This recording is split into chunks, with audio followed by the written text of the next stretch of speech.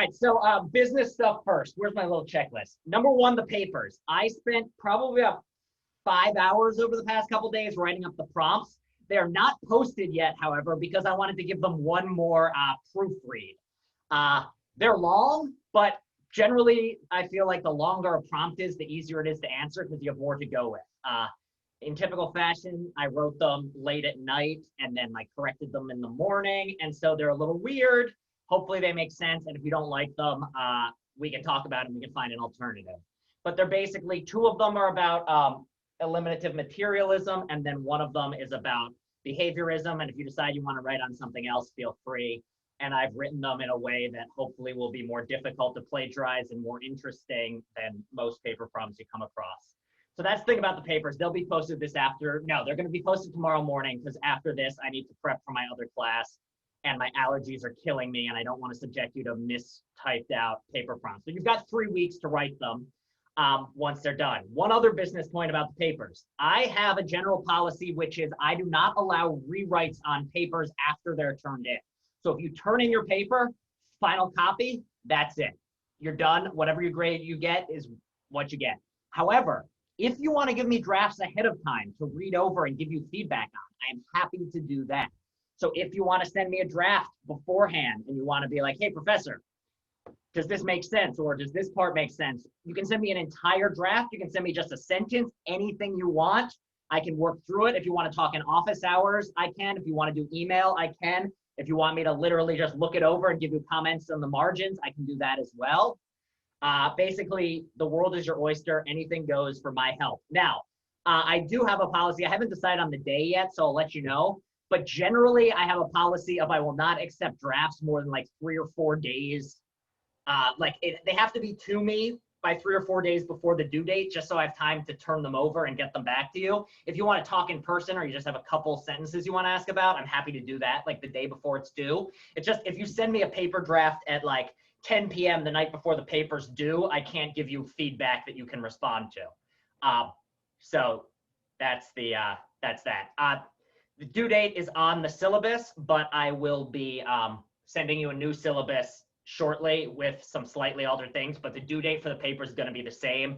So what's on there is on there. It'll also say it on the document I send out. I'll email it, post it to Blackboard, and then if you have any questions, feel free to ask.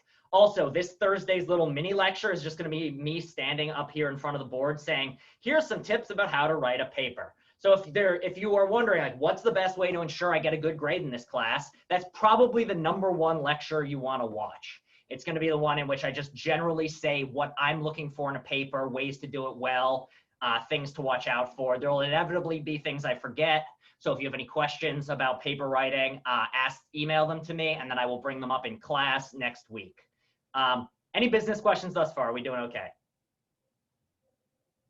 All right. And again, I'll be giving you tons of information about the papers over the next few weeks. So that first thing's off the checklist. Number 2. So this is just like a personal question. And it ties into stuff from school and this class. But how many of you have done something so many times that it feels so second nature to you? Regarding midterm, it's going to be a paper, and I will be sending out the prompts and all. I will be posting them tomorrow. So that's what I will be talking about. So midterm, we'll be talking about, there's not a midterm test. There's just the paper, and I'm emailing it out tomorrow. And go away, Norton antivirus. Does anyone else sometimes feel like the point of an antivirus software is just a way to put a virus on your computer that just bothers you constantly? Anyway. So I've had this thing where I've been thinking about representational theory of mind and language of thought for such a long time and just been like engaging with it that I sometimes forget. It's like tying my shoe. I'm like the biggest nerd when it comes to this stuff. So I've been thinking about it for so long that I sometimes forget just how much I'm assuming. Moral to the story is these readings are a lot more dense than I remembered them being and cover a lot more ground, which means that I don't think we're going to finish everything today. Which means we're probably going to have to talk about the language of thought next class, which good news is this is just less reading you have to do over the course of the semester. But depending on how far we get today, I'm going to write up a new syllabus after class. Actually, I'll probably send it tomorrow along with the paper. And that syllabus is going to basically, we're going to cut out some stuff from later in the semester include some stuff from now earlier in the semester. And, but basically, don't anticipate, we're probably still going to be talking about Jerry Fodor next week. For those of you who don't like it, I'm sorry. But hopefully I'm going to try to make it more interesting than some of the other stuff. But just background, we're probably going to be talking about language of thought next week, and I'm probably going to rearrange some things. But that's just more business stuff. Any other questions, comments, concerns, feelings thus far? We doing all right? Okay. Let me take a sip of water and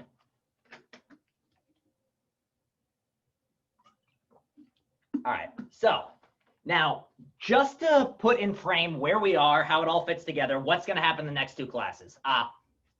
Basically, first few classes were what happens if we throw out folk psychology and why should we throw out folk psychology. We talked about those, we've responded to it. Then 2 classes ago was Fodor's response, why we should keep folk psychology. Then last class was Fodor's, this was last Thursday, was Fodor's idea as to, all right, let's say we keep folk psychology. What does that actually mean? What does it mean to accept that folk psychology is roughly speaking true, and that way, the way we think we get around in our everyday lives is actually how we do it? And that if we're a scientist who wants to explain human minds and human behaviors, we should keep those things around and come up with a theory that takes folk psychology for granted. The question then is, what does that entail? What is it to accept folk psychology or common sense psychology? And Fodor said there's 3 things which he thinks someone who's committed to folk psychology is committed to. Number 1 is that things like beliefs, desires, feelings, usual sorts of mental states have what he calls satisfaction conditions or truth conditions, or basically there's something that makes it the case that if you believe that the sky is blue, that's either a true belief or a false belief. If you desire to get a sandwich, there's a way of fulfilling that desire, you eating a sandwich, and there's a way to fail to fulfill it, you not eating a sandwich. So that's the first one, that these mental states, these things we take for real, are things that can be true, false, accepted, not accepted. The second one is that they have causal power. So for instance, we said there are 3 different types of causal powers that mental states have. Anyone remember what they are? Or 3 different types of connections that something like a belief is engaged in? It can cause something, be caused by something, and then there's a 3rd type. Yeah, so thank you, Al. Yeah, one thing is that the mind can cause things to happen in the physical world. If you accept that beliefs are real, then you don't just think that you don't think that beliefs like live nowhere, they don't do anything. It's rather that your beliefs can cause you to do things in the world. 2, new beliefs can be caused by things in the world. So if you accept common sense folk psychology, you accept that whatever a belief is, it's the sort of thing that's going to interact with the world in certain ways. There's going to be, if you see a cat, you're going to form a belief there's a cat. It's not just like these things happen randomly. Also, they can cause each other. So if I believe that it's Friday, I also believe we don't have class tomorrow. So the beliefs can cause each other. Does this all sound familiar from last time? It should just be like running it over. So that's the background. This is what it is to accept folk psychology in general. You have to accept the view that accepts these 2. Oh, there's one more. The last one is you have to preserve certain general ideas from common sense. If your theory of what a belief is totally different from what common sense thinks it is, then it seems like you're not doing folk psychology. So if I think that what a belief is it's a state that causes your head to just explode, and I'm like, so when I believe that cats are animals, I believe like that's not folk psychology. You have to keep the idea that to believe that to say something's a belief is that you take something about the world to be true, etc.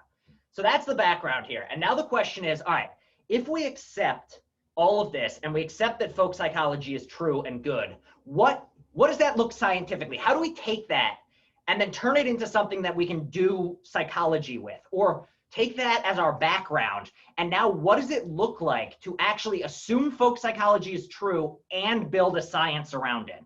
Because remember, in the background is this idea of we want psychology to be a science. We want to be able to say, this is why this person did this, in the same way that this pen fell because of gravity. We want to be able to say the same sort of thing of this person did this because of this. And the question is, how can we do that? And we said, what happens if we get rid of folk psychology? Let's start bare and try to explain it. That doesn't make sense. That doesn't work, was Fodor's argument. And now we're saying, all right, let's accept that it is true. It is real. Folk psychology, common sense psychology is good.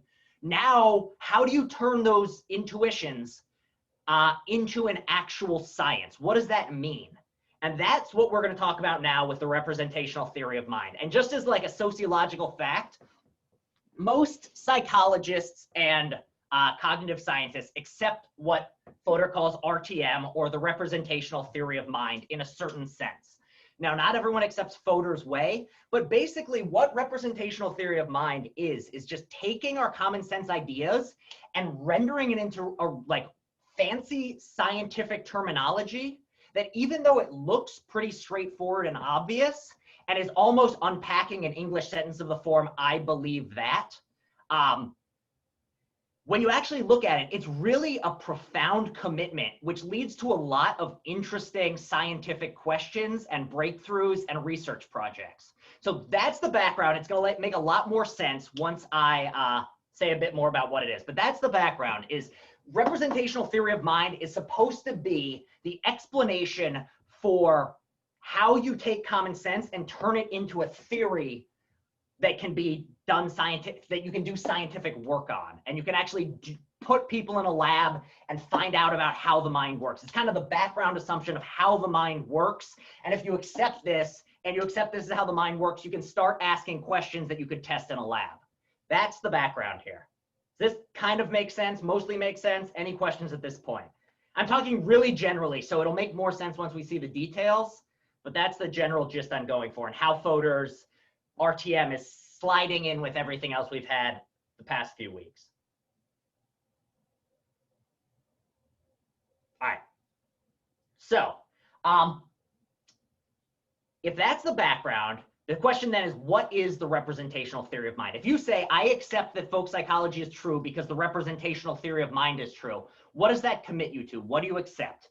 And it's two claims, number one of which is up on the board. And I just want to unpack this. And this is going to take a while to unpack.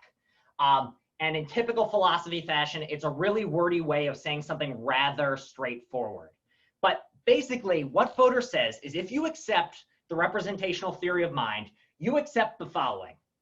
For any organism O and attitude A toward proposition P, there is a computational/functional relation R and a mental representation MP, such that MP means P, or the mental representation has the meaning of the proposition, and the organism has the attitude toward that proposition if and only if the organism is in relation R to the mental representation. Now, that is a really complicated way of saying what I want to get across, which is why I've color-coded it, and I just want to unpack this really fully. So let's just, first off, what are we talking about with each of these letters? What do we mean by an organism? So let's just go through one at a time. Let's just unpack, because the core idea of the representational theory of mind is contained in this excessively complicated formula. And part of the reason I wanted to include this formula is just because it's a useful skill to have to learn how to read things with symbols put in them in the middle of English. So first off, when we're putting these letters in here, what are these serving as, or what are these letters doing? These are just variables. So in the same way that, like in math, you'd say x plus y equals z, and it's just saying that any number plus any other number equals some third number. That's all these are doing, is you just put these letters in here as variables. So this is saying any organism. So this is just giving a letter to refer to any organism. So if we're talking about humans, then humans go in O. If we're talking about cats, cats go in O, etc. So when we're talking about any organism, what do we have in mind? Well, what sorts of things count as organisms? This is not a trick question. This is just straight up. Pardon? Humans. Humans are one. What else might go in here? Yeah, any sort of living thing. So basically, what you want to say is any sort of thing that you want to say has a mind. So if you want to say that dogs can have beliefs, like, can your dog believe it's dinner time? Well, if you want to say that a dog believes it's dinner time, well, then a dog could go in here as O. There can be other animals, like pretty much the higher up the food chain or the higher up the evolutionary chain you go, the more likely you are to say that a creature has a mind. So generally, like, everyone accepts that human beings have minds. Most people are willing to say that chimpanzees have minds, like they can do tools. Most people are willing to say that your dog has a mind. People are starting to get a little bit, birds, definitely certain birds. But once you get down to like, I mean, rats are actually pretty smart, but once you get down to like worms, people are like, I don't know if a worm has a mind. So somewhere along there though, we draw the line, but any organism and so that's what we're talking about with O. So this is just saying, yeah, dolphins and elephants. Dolphins are really, really smart, and elephants are also adorably smart. So random side note about elephants, which I learned from my own psych teacher in college. Elephants are one of the few animals that pass the visual self-identification test. So do people know what this test is? Like the self-awareness in a mirror test. Basically, you take a pen and you put a dot on something, and then you put it in front of a mirror. And some animals, what happens if you put a dog in front of a mirror? What does it generally do? They get scared, or very often they just like bark at themselves. They don't realize it's themselves. If you put a human in front of a mirror, like if I put you in front of a mirror right now and there were a big like L drawn on your forehead, what would you do? What would you do in this situation? Nothing. Pardon? You're nothing. You already know it. Nice yourself. You know, what behavior might you go about doing? If there's a big L drawn in paint on your forehead, what might you do? You might get upset at somebody. Yeah, you're gonna get upset and you're gonna try to rub it off. So how come? Yeah, you're gonna wash your face. Why? Because you know it's you. Well, elephants are one of the few animals that if you like put something on them, they know it's themselves and will start wiping it off. But the interesting thing is, fun fact about elephants, because they're so big, they've never seen their own butts because, you know, they can't see. So if you put an elephant in front of a mirror, almost universally, they turn around and start trying to look at their own butt because they want to know what their own butt looks like because they've never seen it before. So that's just a fun fact about elephants, that they're like quite curious creatures. Elephants, incidentally, are also the only animal other than humans that gets, like if I were to give you a human skull, it wouldn't matter whether it was your mom or a total stranger, you'd have some sort of feeling about me giving you this dead body. And elephants are the only other animal that get upset about the dead bodies of individuals they didn't actually know. And so that's just another fun fact about elephants. So yeah, these are what we're talking about with organisms, just anything that we want to say has a mind. Now, what do we mean by an attitude here? What is an attitude or a propositional attitude? This goes back to a few classes ago. What is it that corresponds to A here? Anyone know? What sorts of examples? I'll give you one example and you can give me some more. One of them is belief. What else goes in here? Desire, yes. Emotions, it depends on the emotion, and I'm gonna avoid emotions to the best of my ability, because here's the tough thing about, like, even in psychology, we've been studying emotions for 100 years plus. No one even really knows how to define them. Like, is an emotion just the feeling you have, or does it have to be directed towards something? And so, like, if I just get scared for no reason, is that an emotion? Or to be an emotion, do I have to be like scared of that tiger over there? So if you're talking about it in the context of scared of that tiger, that would be an attitude. You have a fear towards a tiger. If, however, you just say that fear is that like bubbling up of discomfort, then it's not an attitude. But an attitude is basically any sort of mental state that is about something else. So it's beliefs, desires. Another one would be hopes, intentions, wants, wishes. Those are the sorts of things. So this attitude A is just a fancy way of saying any belief, desire, et cetera, et cetera, et cetera. Now, we don't just, and this is what I talked about last time, we don't just believe. It's not like I just believe. It's like, why aren't you here in class today? Well, I was out believing. It's like, what? What do you mean what were you believing? So this is what this part is. The proposition P is just the content that you believe. So this is just saying any creature that is believing, desiring, wishing, wanting something.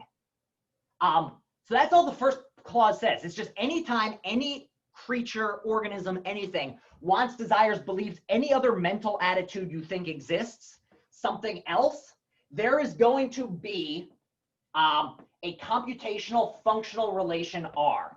So let me just like carve this up into the parts. So here was part 1, is just what do we mean by organism, just anything. 2 is any attitude toward a proposition. So again, this is just saying anytime some organism has a belief or a desire or something else that actually has content, there is going to be a computational / functional relation R. Now this one here is what we went back to a couple classes ago. What did we mean by functional? I contrasted something that's functional with something that is not defined functionally. So what are things that are defined functionally? The heart is defined functionally. That's a really good one. You could replace your heart. Like, what is a heart? Define what a heart is. A heart is just a thing that pumps blood. If you took your heart out and replaced it with a piece of metal, it would functionally be a heart. You would still have a heart. Another one is something like, why can I never think of, oh, mousetrap was the one I used last time, is you define a mousetrap simply in terms of what is it to be a mousetrap? It's to trap or kill mice. Doesn't matter if it's made out of metal. I mean, theoretically, it could be a gun on a string, like, you know, the mouse steps on a platform, it pulls the trigger and it shoots it. That would be. Matthew says the brain. And I think this is a really interesting one. Is a brain there's a lot of questions about, is the brain defined functionally or physically? And I think the brain, you could make an argument it's either way. Like if you were to replace your brain with a computer, but it kept doing all the same things, you would in a sense still have a brain in the functional sense of it's still doing all the things a brain does. But another sense of like, you can't eat that type of brain for dinner. You can eat this type of brain for dinner. So there are some physical differences. I've never eaten brain, but I know some people have. And Eddie says anything that's a means to an end. Yeah, it's basically anything that's defined in terms of it being a means to an end. So it's not, contrast that with like a water molecule. A water molecule is not defined by what it does. It's defined by what elements make it up.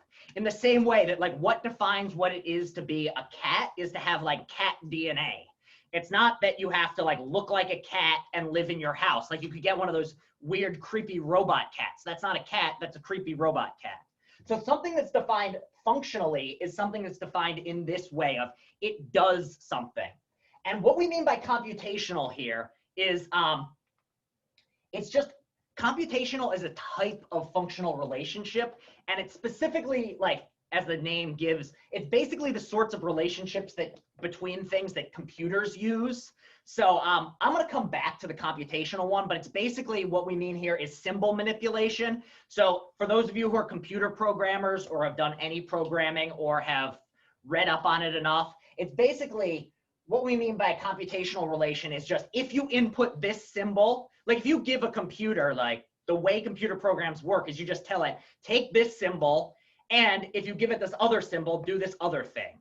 That's all a computer is. That's how computers work. So it's saying there is going to be a functional relation or a computational relation where it's just, this is defined this way. So there's going to be some relation and a mental representation. So what do we mean by a mental representation? This goes back to what we were talking about last time, where a mental representation is just there's something in your head or there's a symbol in your head that means or stands for something else. So this was in my little extra one. What do we mean by representation? What is a representation? Just generally speaking. What is it for one thing to represent another? So an image is an example of a representation. So what is it that an image does?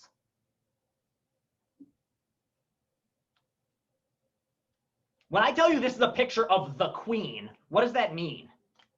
Like imagine I'm holding up a picture of the Queen. I could pull up a picture of the Queen, but I'm not going to.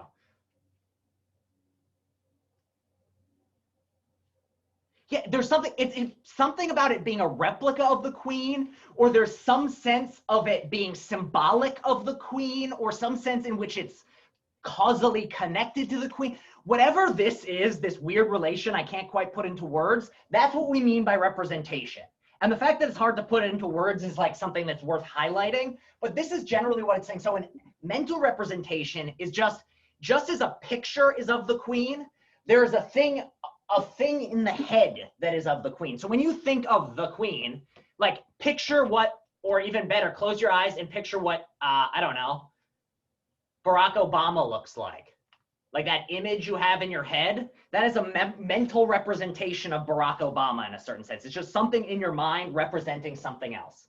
So that's what these last ones are. So just to run through, we've got any organism, so any creature that we want to say has a mind and is capable of thinking, and for any belief, desire, etc., that has a certain meaning. So if we have a belief that it's raining, there's going to be a relation, R, and a mental representation, so the thing that represents that state of affairs, such that, all right, and this is the payoff, the mental representation has the meaning that, whatever that was, the P up here, and the organism stands or has the belief with that content only if the organism bears that relation to that mental representation. So it's easier to understand with this picture.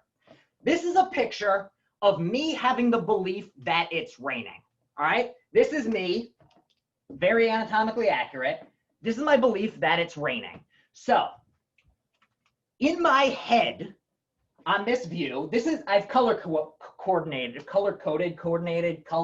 anyway, if it's red over here, it's red over here. If it's blue over here, it's blue over here. So the idea is, all this representational theory of mind is saying is that when, so in this particular case, for any organism, take that out and just say, for me, and the belief that it's raining, there's going to be a functional believing relationship and a mental representation of the fact it's raining, such that the fact that it's raining, this mental representation has the meaning that it's raining, and I count as having the belief that it's raining because I stand in the believing relationship to the mental representation.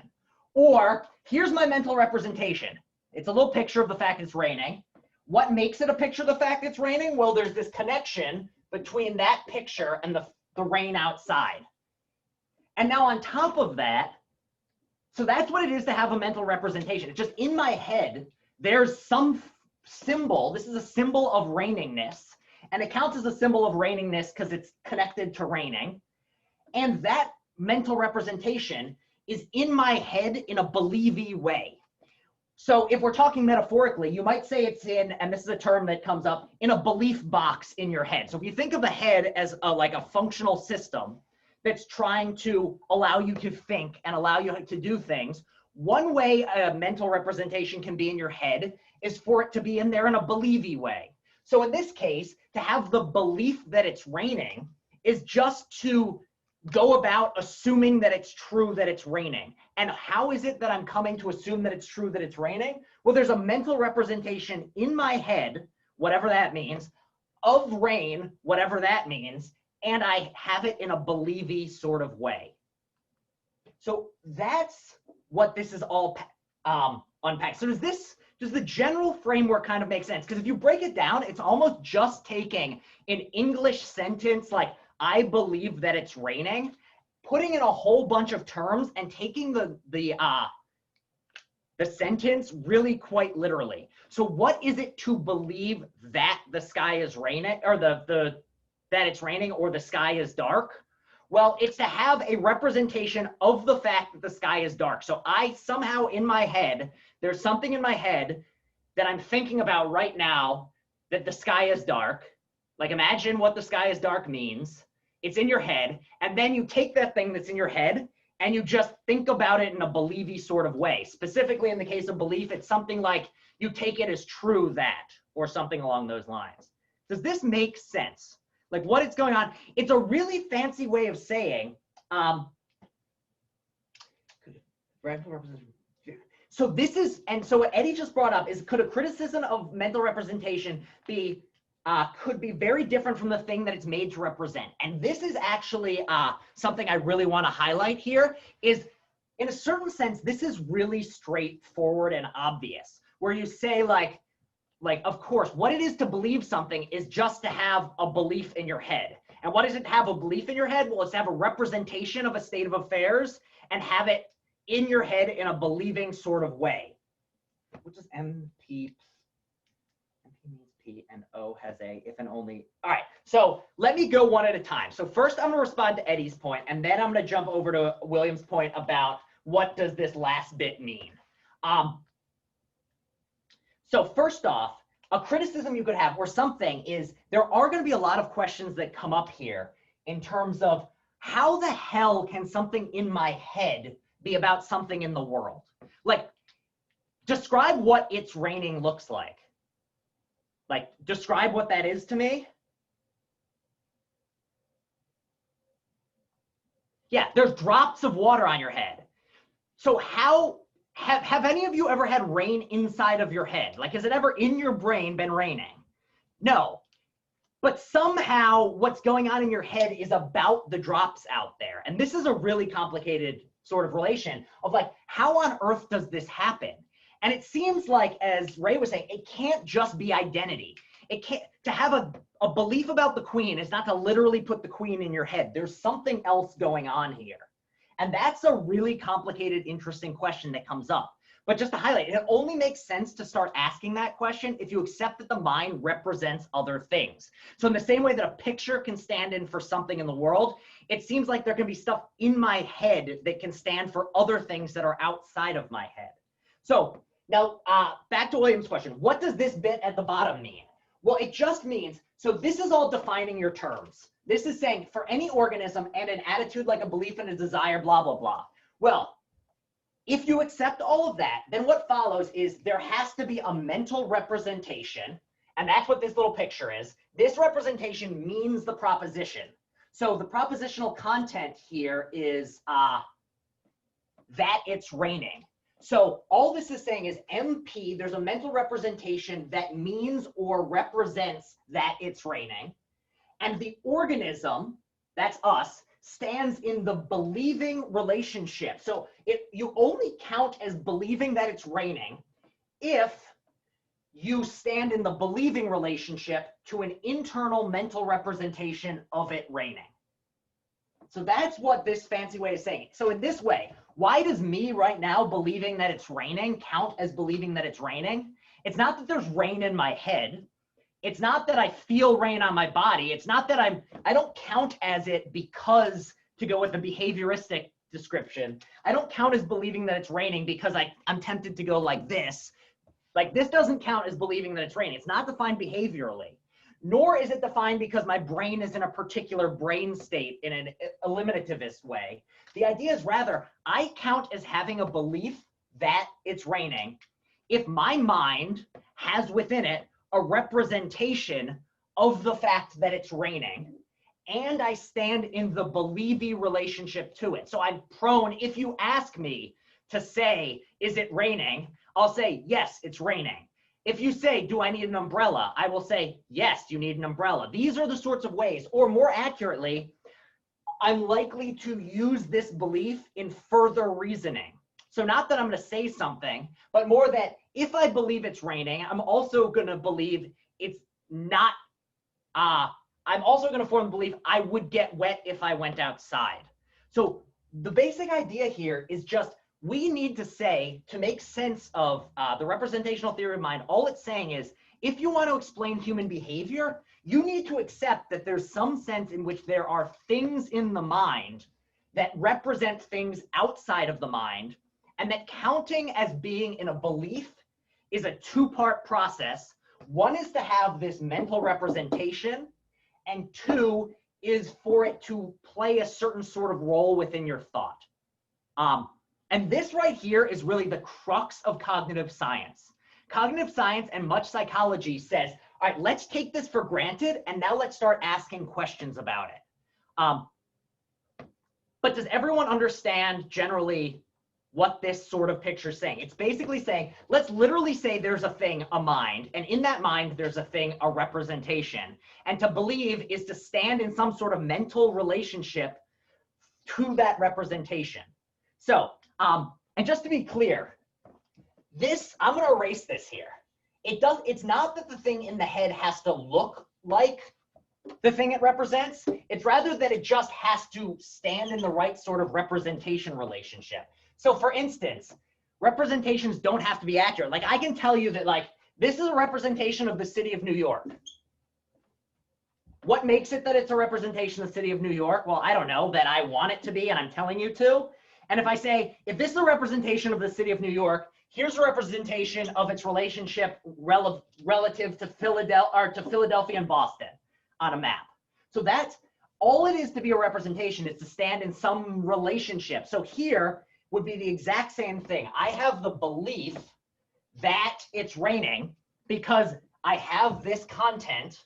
This is the believing one, or the that it's raining content, and it's in my belief box, or it's standing in the relationship that whatever it counts as to be a belief. Does this make sense? I'm trying to do my best to explain the general gist here. So let's do an example here. I tell you, I hope that it rains later. Based on this, how would I draw this? What would I do to draw my hope that it rains, or my hope that it's raining? How would I change this picture up? So first off, what sort of, going back up here, what sort of organism are we talking about? If we're talking about my belief or my hope that it's raining, or my hope that it's going to rain, what organism are we talking about? A human, or specifically me. So in this case, the O is just going to be me again. What's the attitude we're talking about when I have the hope that it's raining? Like imagine I'm talking, yeah, hope. So the attitude of hoping toward which proposition? What's the content here? The hope that it's raining? Again, that it's raining. So the propositional content is going to be the same in the two cases. My hope that it's raining and my belief that it's raining are going to be two different relationships I can stand to the same content. So in this case, the mental representation in the two cases is going to be the same. So we once again are going to have a triangle, because I've just defined triangle as what it is. So anytime that there's a mental representation that looks like this, that just is the content that it's raining. That represents that it's raining through whatever way that counts as. The difference then between the hope that it's raining and the belief that it's raining is what role it's playing in my head. So we could think of it, when I believe that it's raining, I have the representation in my belief box. And again, this belief box stuff is very metaphorical. It's just much simpler than trying to spell it out. Another way of thinking about it is I have a mental representation that is somehow in my head that somehow serves the believing role in my further thinking. So to have the belief that it's raining is, in some sense, to consider the representation that it's raining in a believy sort of way. To have the hope that it's raining is to have the hope that it's raining in a believy sort of way. Now, what would it be to hope or to believe that it's not raining? Well, it's just to have, let's just say that if this is the representation that it's raining, imagine that this is the representation for not. That is the symbol for not. What would go in this box? If we're saying, I hope that it's raining, but I believe that it's not raining.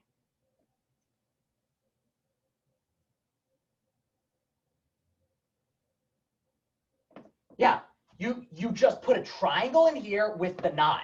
So what this is saying is, what is it for this person to believe that it's not raining and hope that it is just for there to be one mental representation of it not raining, another mental representation of it raining, for the one of it raining playing a hopey sort of role, and the one of it not raining playing a not hopey sort of role.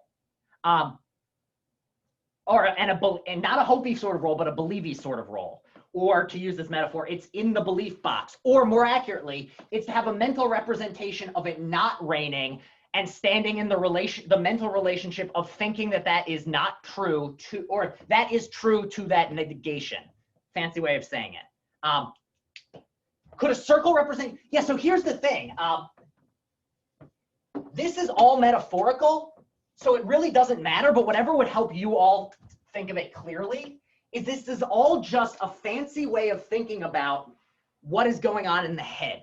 And so it's basically just metaphors to describe. So what the representational theory of mind is saying is, when someone says, I have a belief that, or I'm imagining that, it feels in our everyday life that there's something it is to have a representation of the outside world in your head. Like if I ask you, imagine a pink elephant. Just think about a pink elephant. We're all thinking of, is there a pink elephant in your house right now? No, I mean, if there is, I'm jealous, but I don't think any of you have a pink elephant in your house right now. But there's some sense in which you're still thinking about a pink elephant. Well, the idea is that, all right, well, how do we explain this? Well, we say that there's a thing in your head, a representation of a pink elephant in your head. What is it for a representation of a pink elephant to be in your head? Well, that's a great question. We're not there yet. That's a big issue that you're going to have to answer if you want this view to make total sense. But the idea is, let's take for granted that there are these things, mental representations. And if there are, you can have the same content for a belief, a desire, a hope, and all of them are just a matter of standing in a certain relationship to a mental symbol or mental representation. And you can think of mental representations just as some type of symbol. So it's basically to believe something, to believe that something's true, there's going to be something it counts as being in a believing relation towards a mental symbol that somehow counts as representing that state of affairs, and you stand in the correct sort of relationship to that state of affairs. So you can think of this, and the reason why there's power here is it breaks down, in some ways this is very like straightforward, obvious sort of like, okay, who cares? But the power comes from, it allows you to substitute in and out things and create a general structure for how the mind works. The idea is that what the mind is something that puts you in relationship to symbols that mean things. So what is it to have a thought? Well, it's to stand in a certain mental relationship to a certain mental content or mental symbol that has the meaning of something else. In the same way that what is for a picture to be of the queen is for there to be a physical thing, the picture, and for that physical thing to stand in a relationship to the queen. And in the same way that there's a sense in which a picture of a queen and a picture of a king and a picture of Donald Trump and a picture of a dog, they're all pictures of what they're pictures of for the same reasons. Whatever it is to be a picture of something is going to be the same in every case. In the same way, to be a mental representation of something is going to apply to all mental representations. In the same way, to believe something, to hope something, to desire something, they're all going to be different types of computational relations. Yes, Cynthia, a belief is just one way you can stand in a relationship to a mental representation. A hope is going to be a different way, but at the end of the day is still going to be a relationship to a mental representation. A desire, same thing. And what your desire to eat a sandwich and your belief that you're going to eat a sandwich are two different relationships that you can stand in to the very same mental representation. So this is a great question, Daniel. So let me answer Daniel's question, then I'll get to Ray's. So the thought attitude, a way of thinking about it is for an organism to count as believing that is to, so this is actually, I probably spoke a little unclearly. So the question we're asking here is, what does it take to count as David believes that it's raining? So this is talking about the attitude, the believing that. But then there's a question of, well, what does it take to count as believing that it's raining? Well, one, I've got a mental representation of it raining. And two, my mind is in some sort of functional relation. So the idea is that this here, for an organism to believe something, is for underlying that, for in the brain of that organism, for there to be a functional relation to that content. So in answer to your question, Ray, yes, this is a functionalist account of the mind. It's assuming that something like functionalism is true, that the way to understand the mind is to understand a mind in terms of what it's doing. Now, somebody might come along and say that's not the way to go about it, but just as a matter of fact, just about all psychologists and cognitive scientists accept a functionalist position here. So this is kind of a background of, if you want to say that the mind is real and folk psychology is true, then you're going to want to be a functionalist and say what the mind is a thing that does certain things. And specifically, it's going to do the believing things and the hoping things. And what does it count to believe? Well, it counts as to have something in your brain in a certain way such that there's going to be a mental representation that you stand in the believing sense, some sort of lower level. You're going to be able ultimately, and part of the, back to Daniel's question, part of the reason why this is valuable is this allows you to ask a question of, all right, we just defined that a belief is you have to stand in a certain functional relationship to a mental representation of the fact it's raining. And now you can ask an obvious question of, well, what relationship do you have to be in to count as believing? What sort of relationship does it take to count as hope? These are questions that you can't ask until you've accepted the representational theory of mind. I need a sip of water because I got, this is why, as you can tell, I'm a weirdo who gets really excited about this stuff. So if you are not as excited as me, that means you're normal and you can pat yourself on the back for being a normal human being. But this sort of stuff really I find fascinating because ultimately what this is going to allow us to do and what the real power of the representational theory of mind is that it's going to say, if the representational theory of mind is a thing, we might be able to one day understand the mechanisms by which the mind works. Can we understand? It's not just going to be like, how does thinking work? Well, it's magic. No, we don't want thinking to be magic. We want to understand how it works. And if you can say this, then you can begin to see like, oh, thinking works by having functional relations to mental symbols. And if there are mental symbols, well, we need to understand how a mental symbol represents something, but we're beginning to ask the right questions. All right.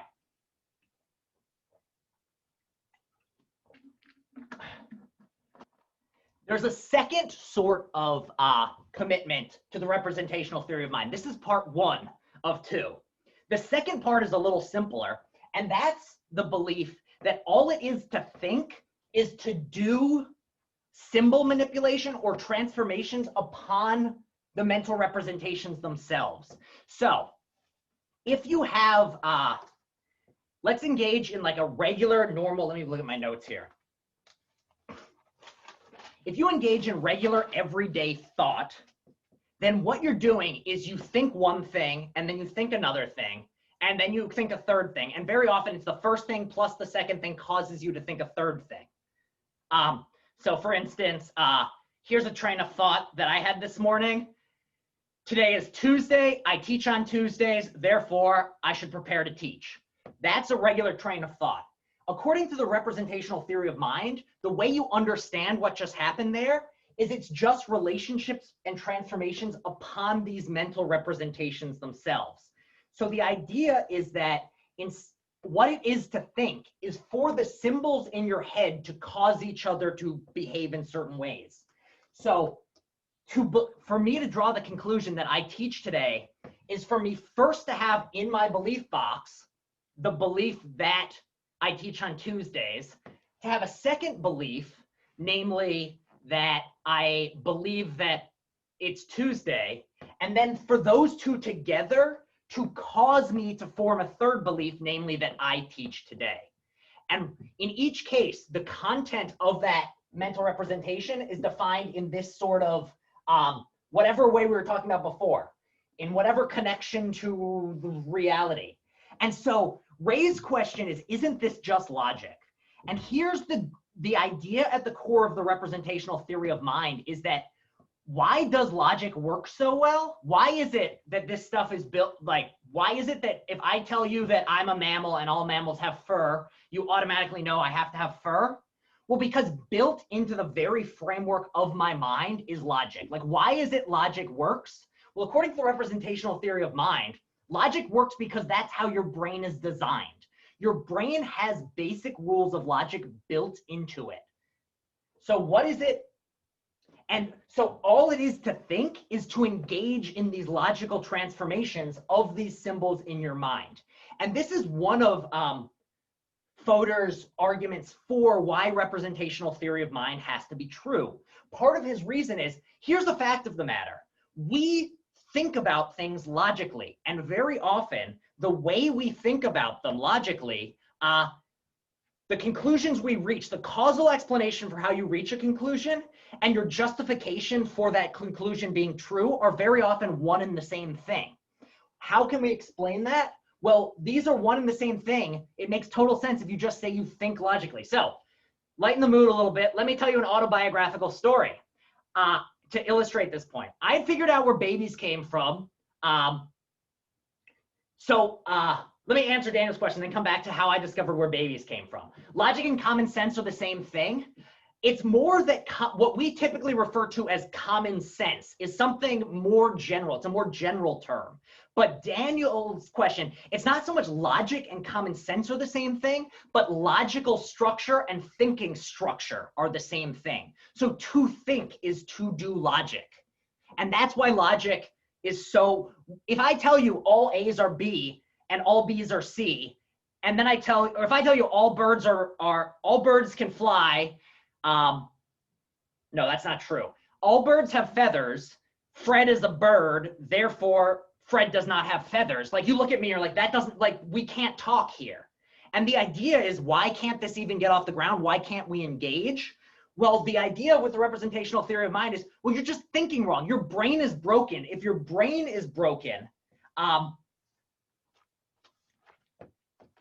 so yes, and Ray, the philosophy of logic is in a crisis of being reduced to psychology. This is the idea behind that, is that the reason people try to say, like, logic or the rules, there's some truth out beyond us that's the same for every being ever.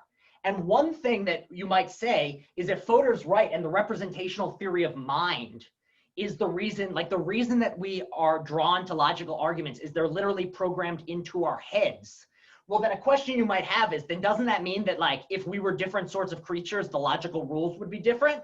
And one thing you might say at this point is, yes, maybe if you accept the representational theory of mind, then maybe logic is just grounded in the human mind or minds of certain organisms, and that if we were structured differently, maybe we could have different logical rules. So that would be one thing to say. But back to so an example of why Fodor says that this is so powerful and why we need it, and just a nice clear example of the way in which the very act of thinking and our justification for the mechanical process by which we reach a conclusion is very often the very same process by which we say that's a good conclusion to reach. So to take an example of where they come apart, if I tell you how I built a car, that's going to be a different process than what it takes to count as a well-functioning car. How do we test if the car is working well? We don't go back into the factory and see how they did it. We instead take it on the road. We test to see whether the solution or the conclusion or the thing we have is good in a different process than we had by how we made it. What it counts to be a successful, what it counts to be as a successful student is different than the personal life history you have that got you to this point. However, it seems like with thinking, your process of reaching the conclusion is the very thing that makes it a good conclusion to draw. So my fun little anecdote, I was informed that in the backseat of a car when I was 3.5, had figured out where babies come from using deductive logic and the Discovery Channel. So I was sitting in the backseat. I loved the Discovery Channel as a kid. And so I'm in the backseat at age 3, and I'm talking to my little friend on our way to nursery school. And I'm talking about what I watched on the Nature Channel. I was like, oh, the male lion climbs on top of the female lion and he wiggles a little bit, and then, then they have babies. And my little friend goes, oh, is that how human babies happen? And I just sit there in the back and I go, huh, I've never thought about that. Well, humans are mammals. All mammals do this. So yeah, humans must do this. That right there was both a causal way I reached the conclusion that mating was how humans have babies, and also justification for my conclusion. I was 3.5. I was not a logical genius, and yet this was the way that I reached this conclusion. So Fodor's idea is, for the fact that you were able to reach the conclusion through everyday thinking shows that the structure of the mind is built in this way, where you just think about one thing, then you think about another, and they causally interact with each other. And the symbols combine to work together in this sort of way. Let me pause here for a second and take another sip of water and just highlight again how in some ways this is so straightforward and commonsensical, and in other ways really quite profound.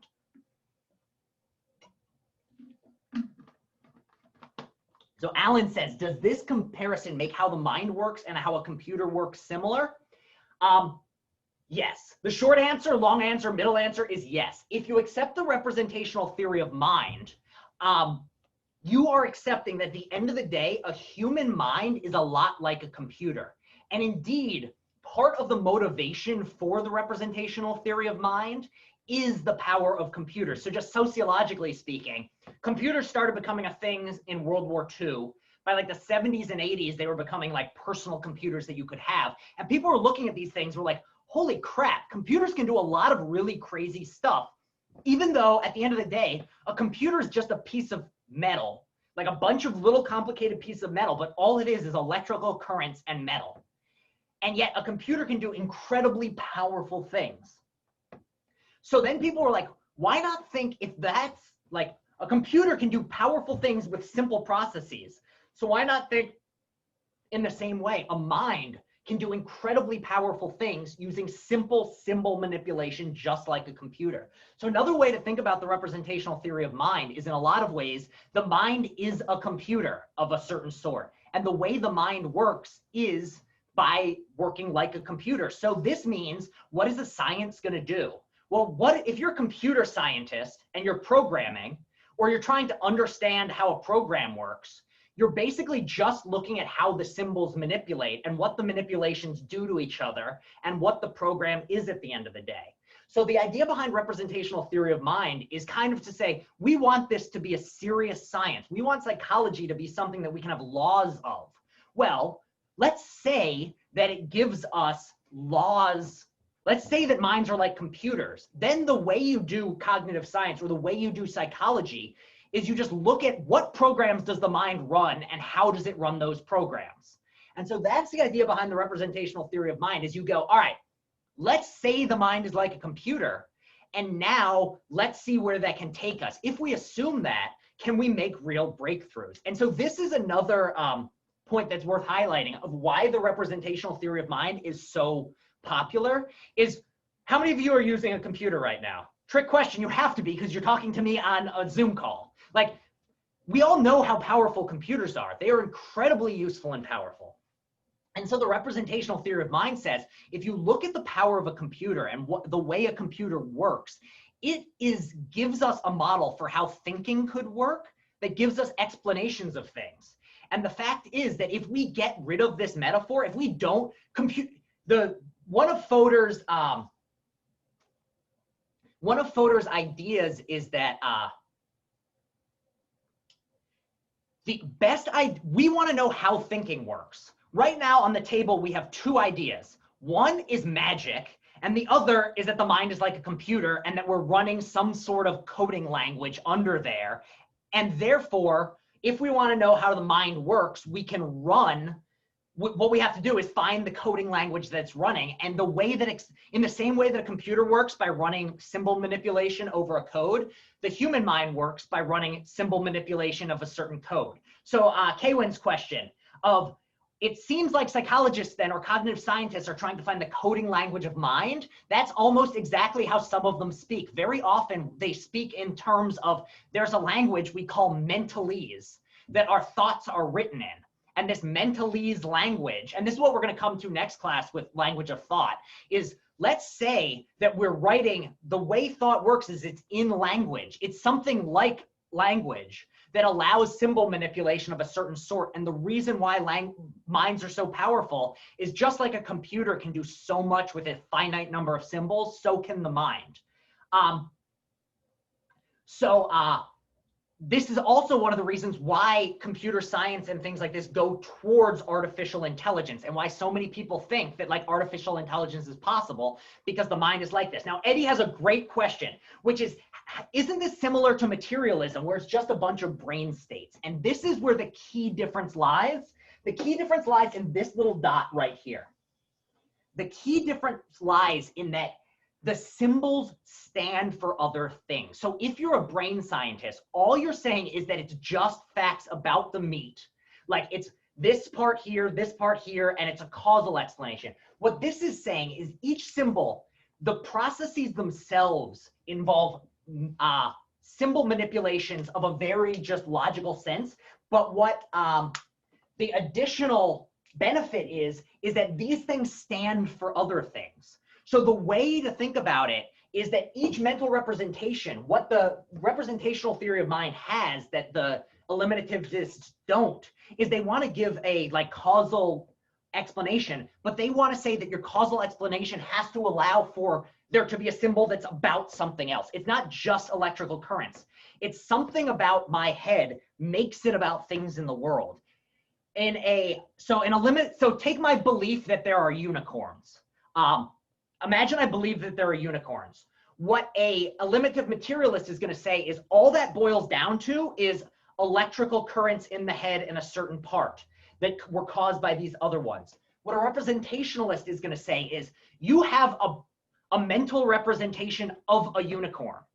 You can't get rid of that. To have a belief is for there to be a representation of a unicorn in your head somehow. And then to have the belief that there aren't unicorns is to then add symbol to manipulate the symbol. So in some sense, you can think of it as the difference between software and hardware. So an eliminativist is going to try to give a complete hardware explanation of how a computer works. Representational theory of mind theorist is going to say that we need to understand thinking in terms of the software. It's the programs that are running on the physical brain. The brain itself isn't enough. To understand how Microsoft Word works, you need to look at the coding language. To understand how the brain works, you need to understand the symbols that are involved and how those symbols are manipulated. Well, materialist is going to say it's just the physical basic facts about it.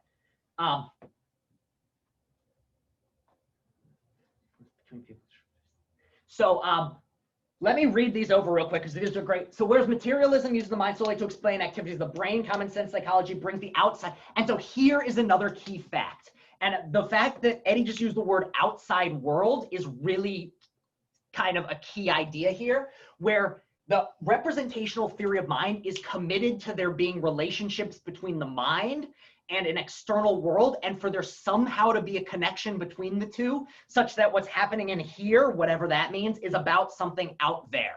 And that is like, this is really where the crux of the representational theory of mind comes in, is that things in the head can be about things in the world. And there's the obvious question here, the question of intentionality, which is just like, how the hell does that work? And that's the big question. And like the big worry with the representational theory of mind and why some people don't like it is just, we don't have an answer to this question. Most psychologists and philosophers who accept RTM just take it for granted that this is the case and hope that one day we'll get an explanation.